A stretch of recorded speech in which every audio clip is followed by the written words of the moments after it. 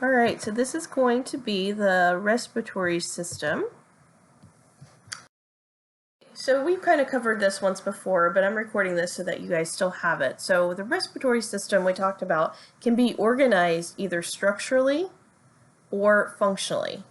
So if you organize it based on structure, you've got your upper respiratory tract, which is essentially the nose all the way down to the pharynx, or the throat.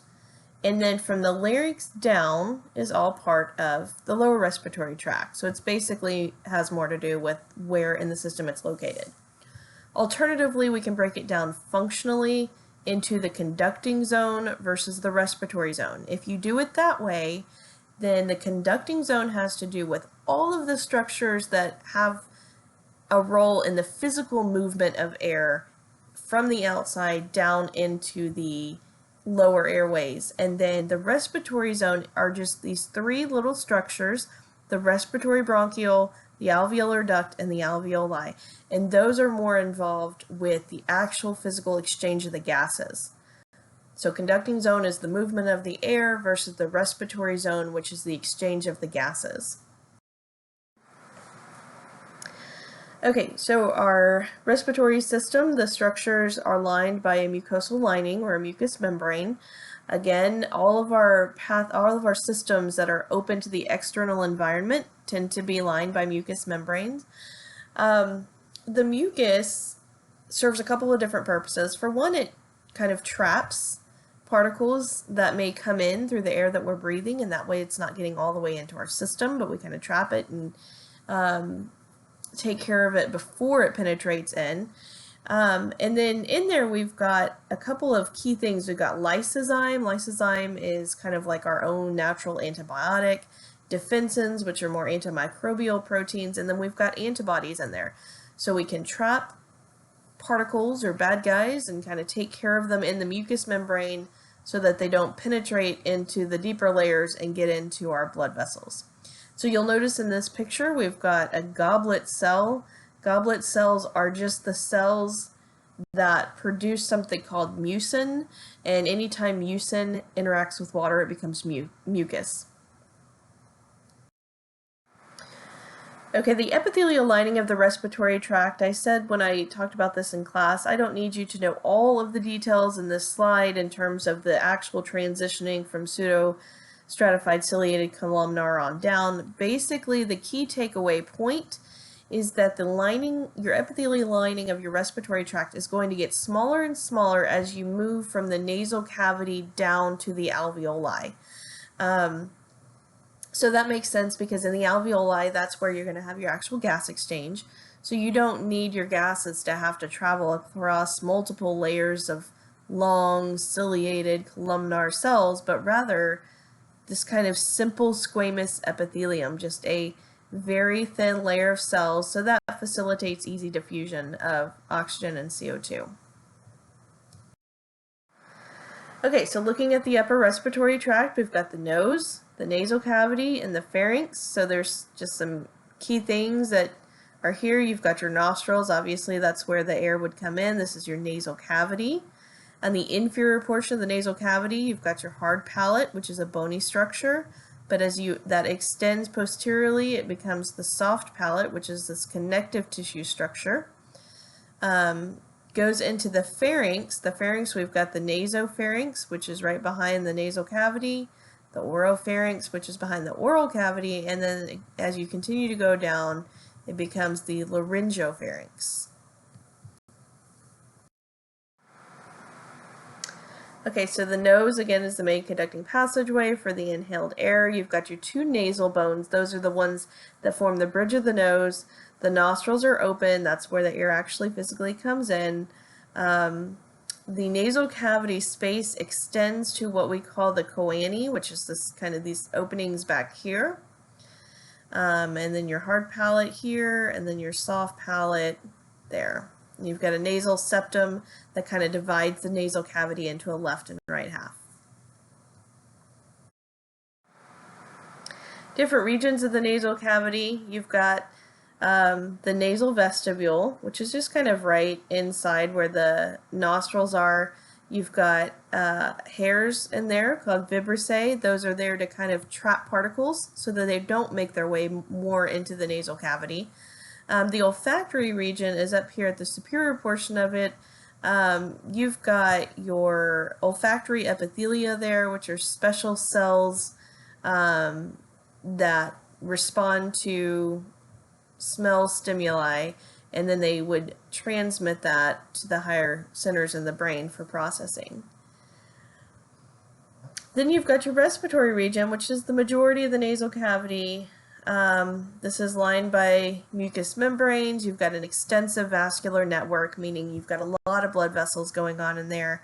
We'll talk in a second about the role that those blood vessels play, but that is why we tend to see nosebleeds, because we've got a lot of blood vessels going on specifically in that respiratory region. Okay, so the main function of the nasal cavity is essentially to make the air that we just took in as similar to the internal environment of our body as possible. So we're going to warm the air to body temperature, and we can do that using the blood vessels that were in the nasal cavity. So when those blood vessels vasodilate or open up, the heat from the blood that's passing through them can warm the air that just came in. We're going to cleanse the air. So we've got the vibrissae, we've got the mucus lining, we've got the cilia on the cells in the nasal cavity, and all of those are going to kind of work together to get any dust and particles kind of out of there. We can either sweep them down to the throat and swallow them, or phagocytize them, or just kind of get rid of them before they get into our system. And then humidify the air as it passes through the moist environment of the nasal cavity. So by the time we've warmed it, we've cleansed it and humidified it, the air is kind of good to go to continue on into the lower portion of the airways. Okay, runny nose, clinical term for that is rhinorrhea. It's an increased production of mucus, so this would happen if you have a cold or a virus or even allergies. Crying sometimes causes rhinorrhea because you've got secretions from your lacrimal glands. Those are basically your tears, and they drain into your nasal cavity. And so it kind of liquefies everything and then tends to run out. Another thing that can cause it is exposure to cold air. Whenever the cold air comes into the nasal cavity, and gets exposed to the warm environment that's there, you get condensation, and then that can also kind of combine with your mucus to make it more watery again, and then it comes out. In addition, whenever the cold air comes in, it kind of chills the cilia on the cells, and they're pretty fragile, so they're typically moving things back, and then if they get chilled and we can't move things posteriorly, then it would tend to kind of drip out anteriorly, and there you have your runny nose. Okay, so the paranasal sinuses are spaces within the skull bones, and they really serve to just kind of lighten, because we've got a lot going on in the skull, so it kind of lightens the weight. They have a similar makeup to the nasal cavity, meaning that they also are lined with mucous membranes. They also have ciliated cells, and they're all connected to the nasal cavity through a duct. So you can see, here's one of the paranasal sinuses. This is your frontal sinus, and this little thing that's coming down there to the left of the pointer is the duct that's going to ultimately lead it into the nasal cavity. So anything that's in any of these sinuses has access to the nasal cavity, so then at that point we can either blow it out of our nose or sweep it back to the pharynx where it can be swallowed.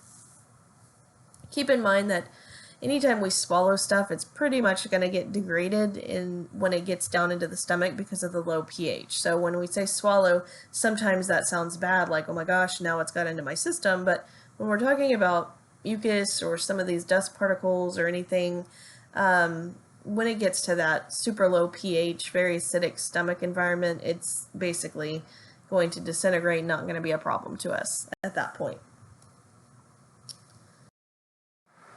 Okay, sinus infections and sinus headaches. So this is what's going to happen when you get an accumulation of stuff in those paranasal sinuses.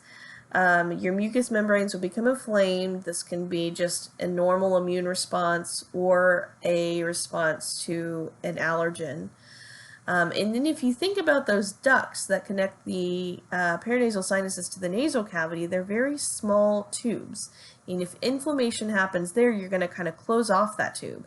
And so now anything that's in the sinus, if the duct is closed off, it's trapped in the sinus. So you have more stuff than you actually have room for in your sinuses at that point, and you can get headaches, and it also is kind of a breeding ground for bacteria if it's not moving around and circulating and getting out of there as it should, and then you get sinus infections. Okay, so the pharynx is the throat. We've got kind of three different regions of the throat. You've got your nasopharynx, just kind of right back here behind the nasal cavity, the oropharynx right back here behind the oral cavity, and then the laryngopharynx as it kind of moves inferiorly. Air is conducted along the entire length of the pharynx, so it can come in through the nostrils, through the nasal cavity, and you can have air going all the way down here. And then both air and food could be conducted along the inferior portion. So basically, food can come in through the oropharynx. So the oropharynx and laryngopharynx can both have either food or air. Technically, we do not want, nor should we actually get food or drink in the nasopharynx, although it does happen from time to time if we swallow and laugh at the same time. Okay, so nasopharynx is, again, the most superior portion just behind the nasal cavity. What I was just mentioning, normally only air passes through the nasopharynx, but food and drink from the oral cavity can get pushed up into the nasopharynx if somebody swallows and laughs at the same time. So normally what happens whenever we swallow is the soft palate. I don't really like this picture because you can't see the distinction between the hard palate, which is the bony structure, and then the soft palate. But normally the soft palate, which is back here, elevates. And as it elevates, you can imagine that as this rises up, it's going to make contact with this posterior aspect right here, and it's going to create a blockage. So when you swallow, that gets blocked off, so the food cannot move superiorly, but then has to go inferiorly, where it's eventually going to go down to the esophagus. Now, if we're laughing and swallowing at the same time, we don't get that good seal off, and so things potentially can move into the nasal cavity. Another key point about the nasopharynx, it has opening to the auditory or the eustachian tubes, and that allows excess air from the middle ear to get released into the nasopharynx.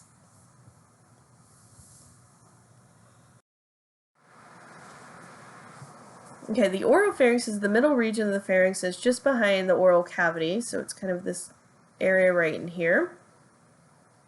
Key points about the oral cavity: it's got the palatine tonsils and the lingual tonsils. And those tonsils are going to be kind of our first line of defense against things that have been ingested or inhaled, so our food and our air. And then it just kind of narrows as you get inferior into the laryngopharynx.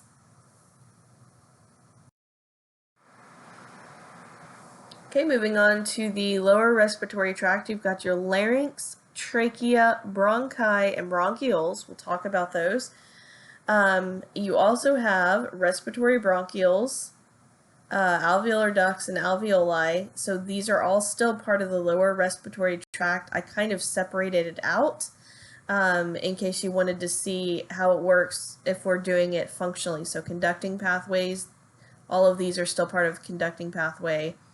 And then these last three are part of the respiratory zone. So the larynx is the voice box. It's kind of the cylindrical pathway. It connects the laryngopharynx, so the bottom part of the pharynx, to the trachea. So this would be the trachea. So here's our larynx. It's mostly formed by cartilage, and then that cartilage just gets kind of held in place by different ligaments and muscles. The biggest piece of cartilage to form the larynx is called the thyroid cartilage. Right in the middle of the thyroid cartilage, you can't really see it well here, but we're all familiar with the Adam's apple. That's what you find right in the middle of it is called the laryngeal prominence. It tends to be larger in males and females because the cells that make up that little structure there are responsive to testosterone. And then you've got kind of the second largest portion of cartilage would be the cricoid cartilage. That's right here. And then you've kind of got an attachment between the cricoid cartilage and the thyroid cartilage.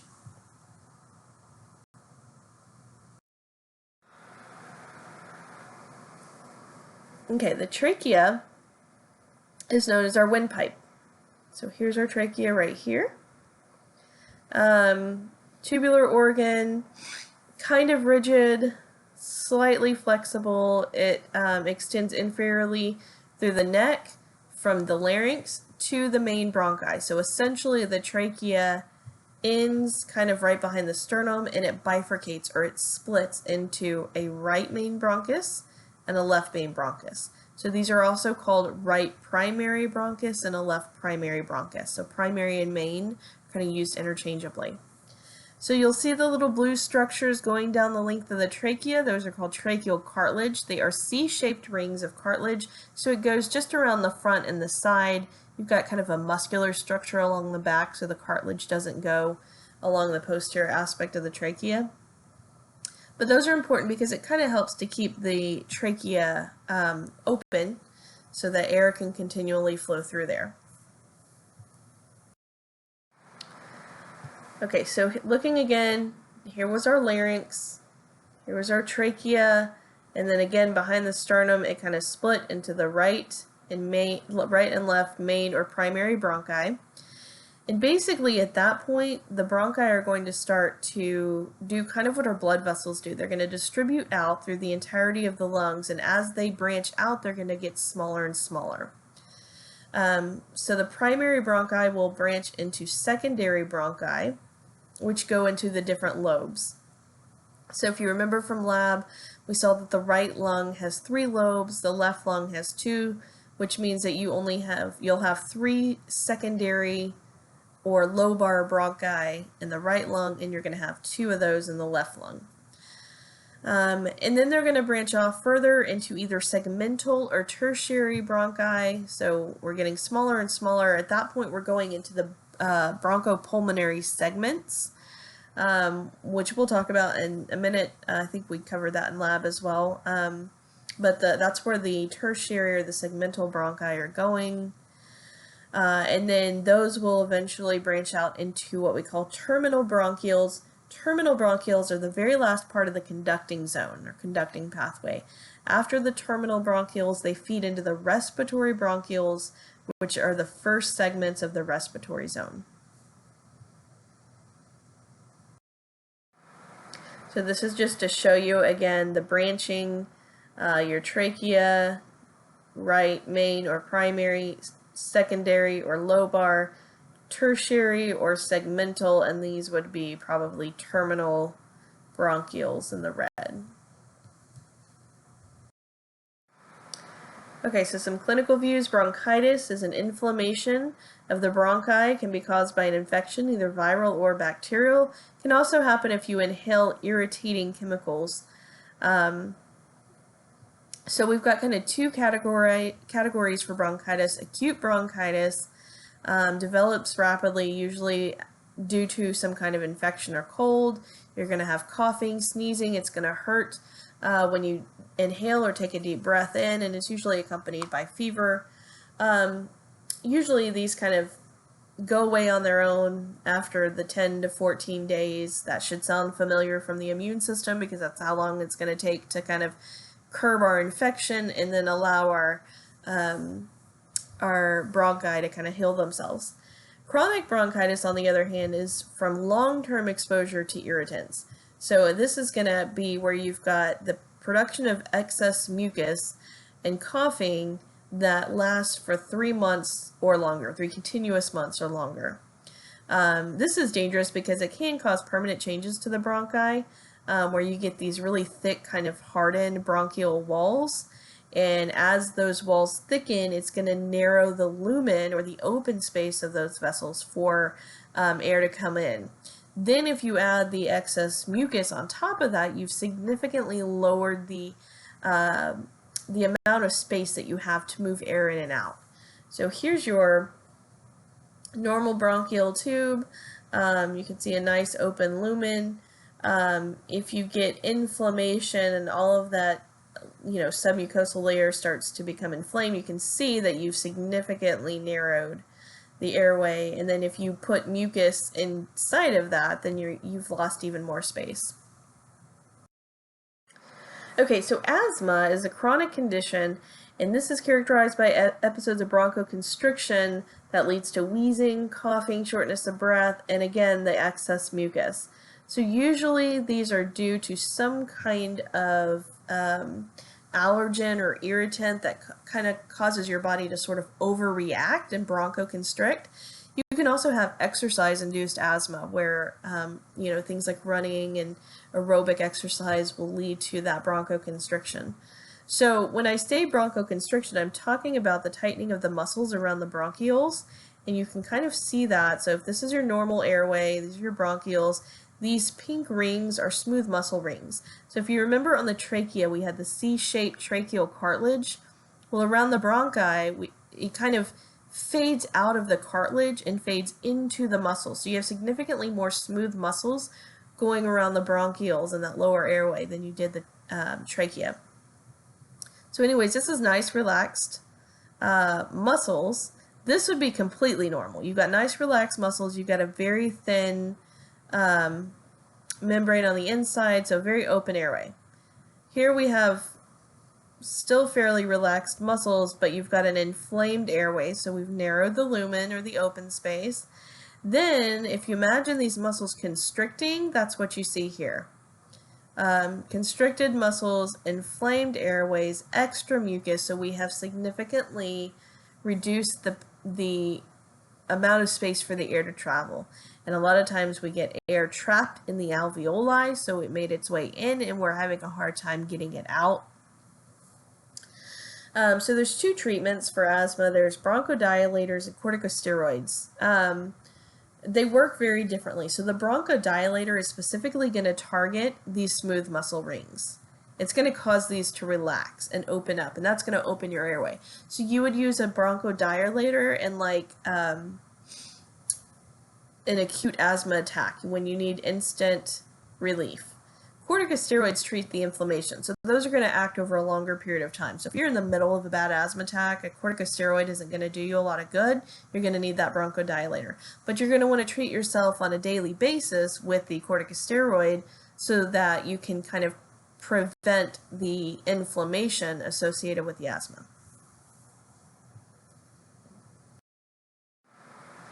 Okay, so this is basically what I just said, talking about how at the trachea you had all of these cartilage rings.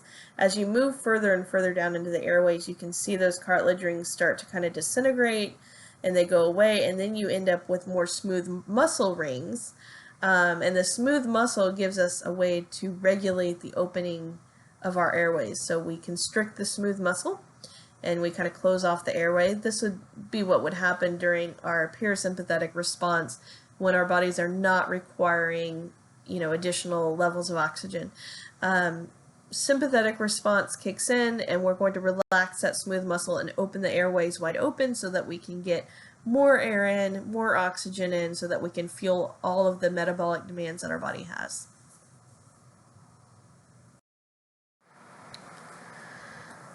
Okay, so the respiratory zone is composed of the respiratory bronchioles, the alveolar ducts, and then the alveoli. So looking at this picture, this would be like a terminal bronchiole. So this would feed into the respiratory bronchiole, the alveolar duct, which connects the respiratory bronchiole to the alveoli, and then you see all your alveoli here. So the whole structure is your alveolar sac. Each individual outpocketing is an alveolus, or collectively your alveoli. So down here, this is where you see that simple squamous epithelium. Again, we've got air coming in as we inhale. It's going to make its way into these sacs. You see the capillary beds lying over the outside surface of the alveoli. Those are the vessels that are bringing the deoxygenated blood from your heart to your lungs. So we've got air inside the pocket, we've got blood vessels on the outside, and so that oxygen can simply diffuse across that simple squamous epithelium, get into the blood vessels, and now you see it's gone from deoxygenated to oxygenated.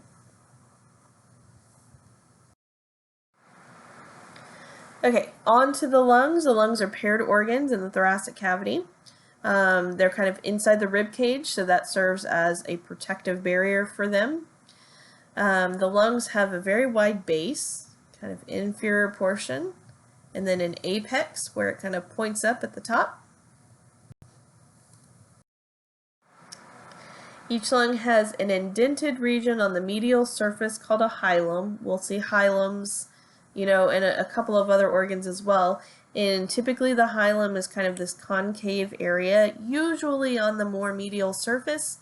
And this is where everything that needs to come into the lungs will come in. Your bronchi are going to enter there, your pulmonary vessels, your lymphatic vessels, your nerves, everything that's got to come in is going to come in through that hilum region. Collectively, all of the structures that are coming into the hilum are called the root of the lung. Okay, so structurally the right and left lungs are different. The right lung is larger and wider than the left lung, and it's divided into 3 lobes. You've got a superior lobe and a middle lobe. Those are divided by a horizontal fissure.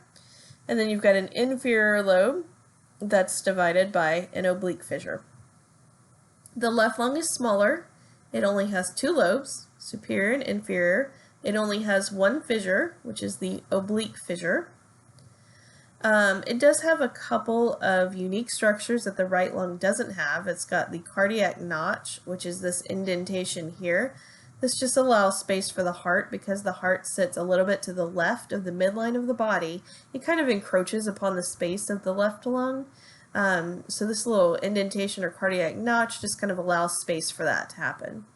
Then you've got the lingula, which is just kind of this extension here. Don't really know what its purpose is, but the key point here is that you've got the lingula in the left lung, but not in the right lung.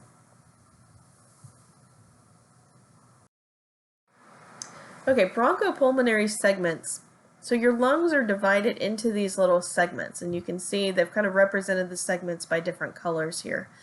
And a segment is basically an autonomous unit, meaning that it's got its own connective tissue capsule, its own segmental or tertiary bronchi. It's got a branch of both the pulmonary artery and vein and lymphatic vessels. So this is important because since each segment has everything it needs to quote-unquote survive on its own, if one of these segments becomes diseased, we can take that segment out without affecting the overall performance of the entire lung. If something is happening in this, if we've got a tumor or something in this bronchopulmonary segment, we can go in and surgically remove it, and all these other segments are going to continue to operate just fine because they've got all of those supplies that they need. They've got the lymphatics, they've got the blood vessels, they've got the bronchi. So that's bronchopulmonary segments. Okay, blood supply and innervation of the lungs. So we've talked about systemic circulation. We know that. That's the blood that's going through the whole body. We've even talked about pulmonary circulation. So we talked about pulmonary circulation when we talked about the heart, because the pulmonary circulation is the movement of the blood between the heart and the lungs. So when the heart pumps that deoxygenated blood out to the lungs and it gets oxygenated and then it comes back to the heart, that's pulmonary circulation. When we talk about bronchial circulation, that's the circulation that provides oxygen and nutrients to the actual tissues of the lungs. So it's analogous to the coronary circulation of the heart. If you remember, it was the coronary vessels that supplied the actual heart itself. It's the bronchial circulation that's going to be responsible for providing oxygen and nutrients to the lung tissue itself. Innervation or nervous system regulation, we've got innervation that comes from the autonomic nervous system. So that means you've got parasympathetic and sympathetic activation that can happen. Parasympathetic is rest and digest. That's going to cause bronchoconstriction. That isn't to be interpreted where we're going to just squeeze our airways and not let air in, but it's just kind of this baseline level of bronchoconstriction, because if we open them all up, we would get too much oxygen or more than our body is demanding at the time. Sympathetic activation, that's your fight or flight. That means you do have an increased metabolic demand on your heart, lungs, skeletal muscle. So in that case, you would have bronchodilation. You would kind of ease up the constriction on that smooth muscle that's going around the bronchioles, open the airways, and that way you can get more oxygen in, which is going to help you meet that metabolic demand.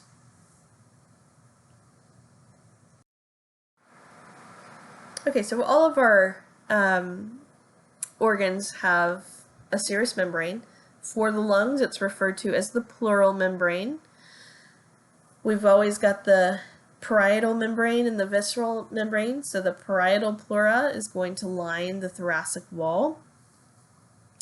And then the visceral pleura is going to be attached to the lung surface itself. It's important that we recognize that the serous membrane for the heart is different than the serous membrane for the lungs. We have the pericardium for the heart. We've got the pleural membrane for the lungs. Because the heart and the lungs sit in such close proximity to one another, if they didn't have different membranes, then an infection in one could easily transmit to the other. And think about how many times as kids and even as adults we get respiratory infections. The whole reason we're listening to this right now is because of COVID-19, which causes respiratory infections. So if the heart and the lungs shared a membrane, all of those respiratory infections could move quickly to the heart. That would be super bad news. So it's a good thing that we've got separation of those membranes, the pleura for the lungs and the pericardium for the heart. Okay, conditions of the lungs. So we're looking at smoking here. Smoking causes the inhalation of over 200 different kind of chemicals. You get a blackening of the lungs. It's very easy to tell when you're looking at lungs of a smoker versus lungs of a non-smoker. It puts you at increased risk for cold, flu, pneumonia, inflammation, and it can even lead to genetic damage of the cells, and that's what eventually is going to lead to emphysema or lung cancer. Some of the other effects that you can get from smoking, you get vasoconstriction of the vessels. That's caused from the nicotine, and anytime you vasoconstrict your blood vessels, it's going to elevate your blood pressure. It's going to interfere with oxygen binding to hemoglobin because you've got the presence of carbon monoxide. Carbon monoxide likes hemoglobin much more than oxygen does, and it will bind onto it and it won't get off. And if it's stuck on there, then you don't have as much space for oxygen to get on.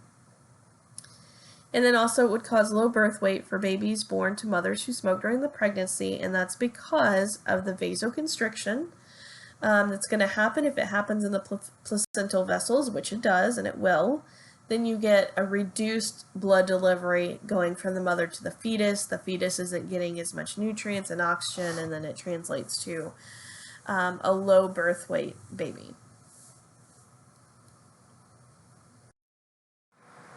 Okay, lung cancer is an aggressive and fatal form of cancer. 85% of all lung cancers are caused by smoking. Keep in mind that smoking is also the primary or #1 risk factor for a wide variety of cancers. It is not just lung cancer, it's pancreatic cancer. I can't remember if it's the primary one for colon, but I do know it is a huge risk factor for colon cancer. So smoking increases your risks of all kinds of cancers, not just lung. Symptoms are going to include this chronic cough, coughing up blood, excess pulmonary mucus, increased likelihood of pulmonary infections. These are very metastatic cancers, so a lot of times you won't even know that you have the cancer until that secondary tumor is found. So you would develop a tumor in the lungs, it would metastasize or move somewhere else, cause more problems there. You identify that one only to realize at that point that you've got widespread cancer throughout the lungs.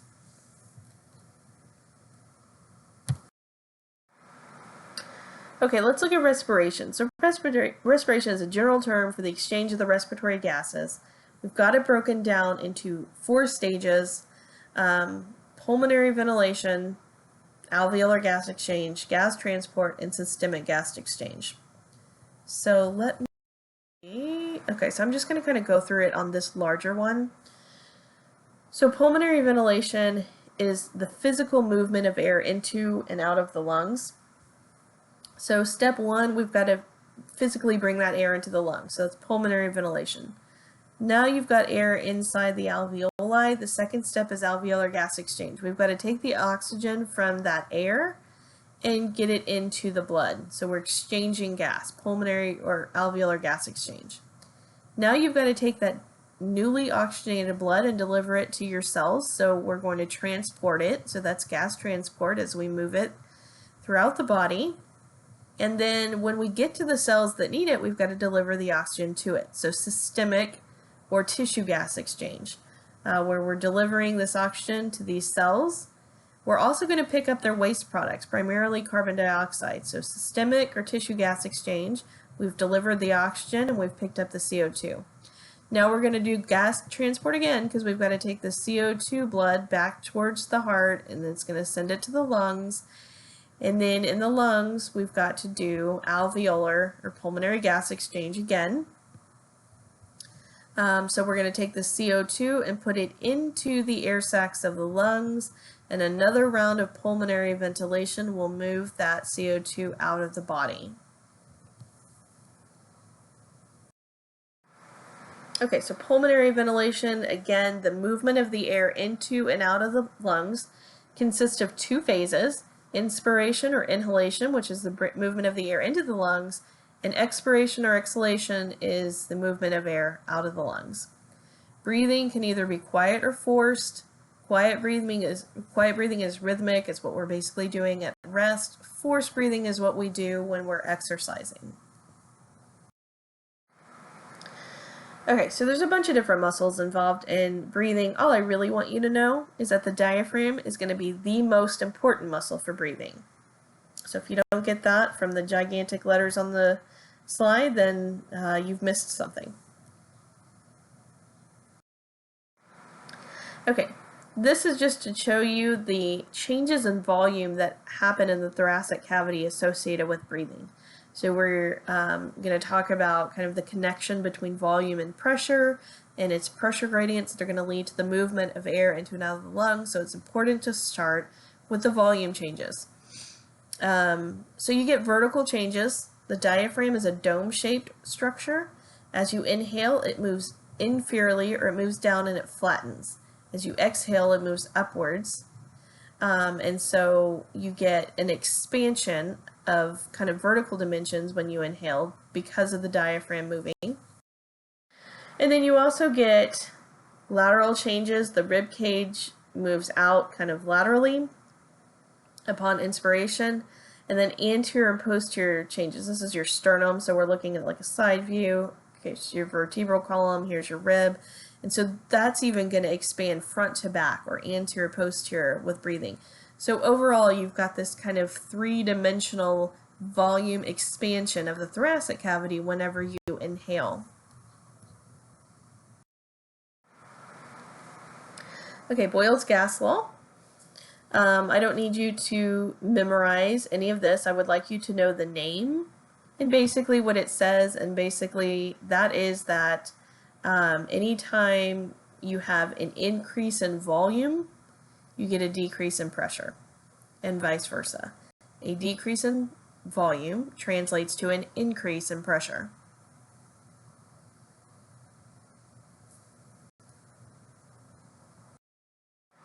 Okay, so this kind of shows you that we've got 2 areas, area A, area B. We're talking about pressure gradients here. Anytime there's a gradient in between 2 areas that are interconnected, then you're going to get movement from one area to the other. Movement of the area with a high pressure to the area of a low pressure. So the gas or the air is going to go from high to low. Gradient just means that there's a difference. So look at scenario A. You've got area A, area B, they're interconnected. There is no gradient because you see there's the equal number in A as there is in B. So there's no difference or no gradient. These are going to continue to move across, but there's not going to be one net flow where all of area A is moving down or vice versa. Okay, let's expand area B. So now you have area A and area B. Area B increased in volume. It got bigger, which means the pressure got smaller. Volume increased, pressure decreased. Now you have a higher pressure in A than you did in B, and the movement is going to be net movement from the area of high pressure to low pressure. Okay, let's do it the opposite way. Let's reduce the volume of area B. Now it's smaller. We've reduced the volume and therefore have increased the pressure. Again, we have a gradient. So we have higher pressure in area B and lower pressure in area A. The gas is going to move from high to low. So this really kind of demonstrates how changes in volume are going to lead to a change in a pressure. And if you've got two areas that are connected to one another that have different pressures, the gas is going to move from the area of high pressure to low pressure.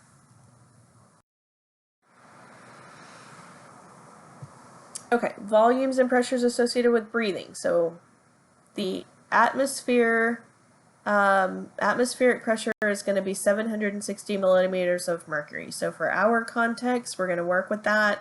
We're going to presume it doesn't change. It actually does at high altitudes and stuff, but for simplicity, atmospheric pressure is going to be 760 millimeters of mercury always. Okay, the alveolar volume is the collective volume of all the alveoli, and it's associated with intrapulmonary pressure. Intrapulmonary pressure, kind of in between breaths, is also going to be 760 millimeters of mercury. And we also have intrapleural pressure, which is the pressure in the pleural cavity, again associated with the serous membrane. That is always held a little bit lower than the intrapulmonary pressure. So if you look at the diagram, here's the pressure kind of in the air around us, atmospheric pressure at 760. This represents intrapulmonary pressure, the pressure in the lungs, also 760. And then this is your intrapleural, or the pressure in the pleural cavity, and it's at 756. We're not going to worry about that pressure too much. It is usually lower than intrapulmonary, or I say usually, it's always lower than intrapulmonary pressure. That is necessary in order to keep the lungs inflated. But when we're talking about pulmonary ventilation and breathing, we're worried about atmospheric pressure and intrapulmonary pressure.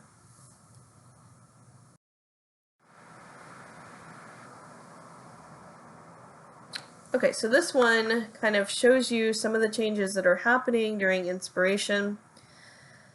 Here's the diaphragm, the dome-shaped region, okay?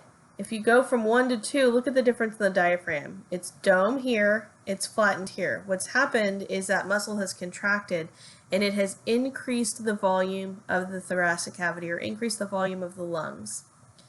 So the pressure here is 760 millimeters of mercury. As we increased the volume, what did we do to the pressure? It decreased. So it went from 760 to 759.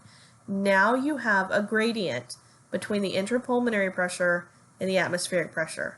It's higher on the outside than it is on the inside, and you're going to see the movement of air go from high to low, or essentially into the body. That's inhalation. When that diaphragm relaxes, it's going to kind of curve up a little in excess of its resting point. So we've had a reduction in volume, and that is going to lead to an increase in pressure. So again, you have a pressure gradient, 761 in the intrapulmonary or inside the lungs, 760 outside. So air is going to move from high to low, or it's going to come out for exhalation. Okay, so that was pulmonary ventilation. So we've got the air in. Now we've got to exchange the gases. So alveolar gas exchange, or pulmonary gas exchange, is the movement of the gases between the blood and the pulmonary capillaries and the alveoli of the lungs. So We're taking the oxygen that was in the air that we just inhaled, we're going to put it into the blood to oxygenate our blood.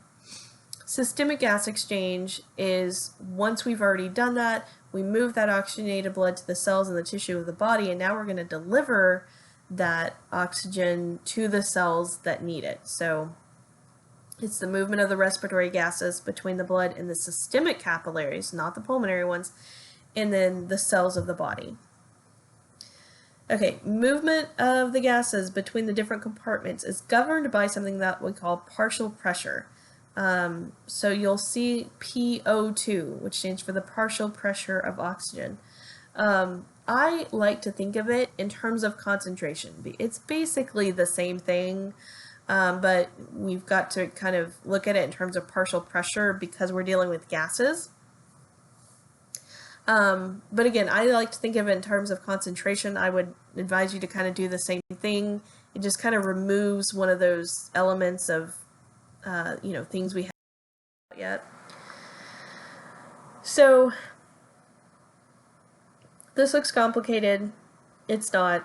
I don't want anybody getting hung up on the actual numbers. You do not need to know the numbers. I'm kind of demonstrating a principle for you here. So what we're looking at here, we're taking the pulmonary capillaries, the lungs, and we're zooming them out. So this beige area in here is inside the alveolus. So this is where you're going to have the oxygenated air that you just inhaled. This is your capillary.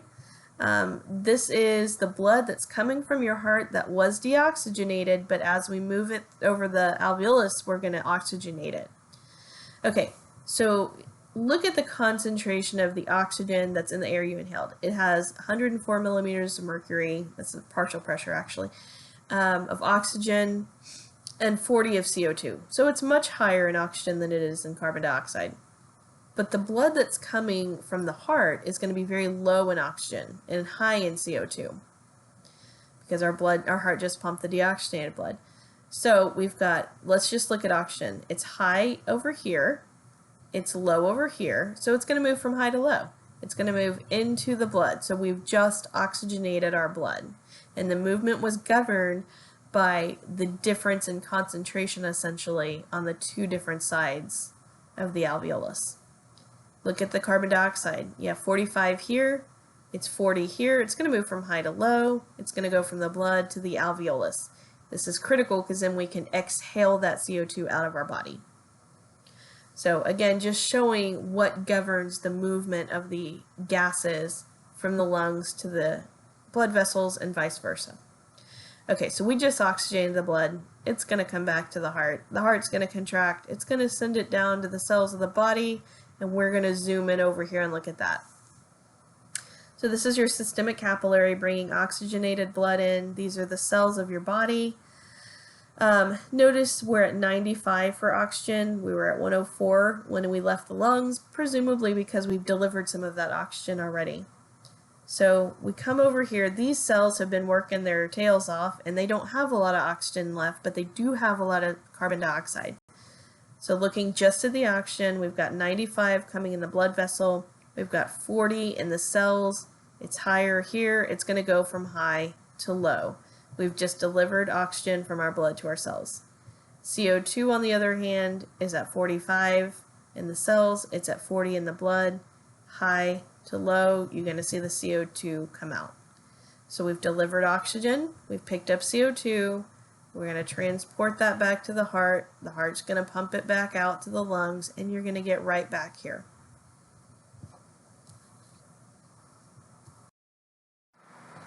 Okay, so gas transport refers to the actual movement of the blood. Oxygen is mostly transported in the blood attached to hemoglobin molecules. Hemoglobin with the attached oxygen is called oxyhemoglobin. Without it, it's called deoxyhemoglobin. Carbon dioxide can be transported a few different ways. For one, it can just simply dissolve in the plasma. It can attach itself to the globin portion of a hemoglobin molecule as opposed to the heme portion, which is where oxygen binds. Or it can be transported as bicarbonate dissolved in the plasma. So this is just showing you basically how it kind of quote unquote disguises itself. You can have CO2 and water that can become carbonic acid when they join together. Carbonic acid can either go back this way, or it can dissociate, where we lose a hydrogen ion, which is right here, and become bicarbonate. I don't need you to know this reaction right now. It is going to come back up later, so eventually you're going to need to know it. But if you just kind of understand that carbon dioxide can combine with water, it can become this or this, and it can be transported that way, because this guy, bicarbonate, can always add another hydrogen and go back to this carbonic acid and then this. So it can, in a way, it kind of disguises itself, if that makes any sense. If it doesn't make any sense, just tell yourself that CO2 can be transported as bicarbonate. But hopefully this kind of shows you how that happens. Okay, measuring blood oxygen levels with a pulse oximeter. Pulse oximeter is the device that they put in a fairly translucent area of the body. It's usually a fingertip, sometimes an earlobe. You've got two wavelengths of light that come in, and then on the other side of the device, they've got like a sensor that can detect the change in the light as it passed through, and it basically gives them a reading of the hemoglobin saturation. Basically, how much oxygen is your blood carrying. Normal readings should include hemoglobin saturation that is greater than 95%.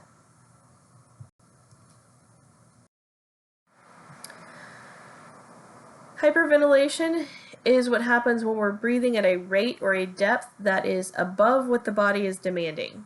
Can be caused by anxiety or panic attacks, going to a high altitude. Basically, you get oxygen levels are increasing and CO2 levels are decreasing. The result is that you get blood CO2 levels that are below what we actually need. We think of CO2 as a waste product that we don't need. We do actually need some level of it. So if it gets too low, that's called hypocapnia. You'll start to feel dizzy, numbness, kind of tingly sensation. And this is where you see people kind of breathing in a bag. So the recommendation is to kind of rebreathe this air in order to kind of get some of that CO2 back into your body. Lastly, you have hypoventilation, where you're breathing at a rate that is too shallow to meet your body's metabolic demands. Causes of hypoventilation: airway obstruction, if something's physically blocking the movement of air coming in, pneumonia, brainstem injury, obesity, because some of the fatty deposits kind of restrict the movement of the diaphragm and the other muscles needed for respiration. Late stage ALS, where you've got paralysis of the muscles involved in respiration, so you're not getting movement of those enough. So symptoms are going to be headache, sleepiness. You're going to see the bluish appearance of the skin. Results are going to be low blood oxygen and high blood CO2 because you're not exhaling enough. And that's called hypercapnia, when you have elevated levels of CO2.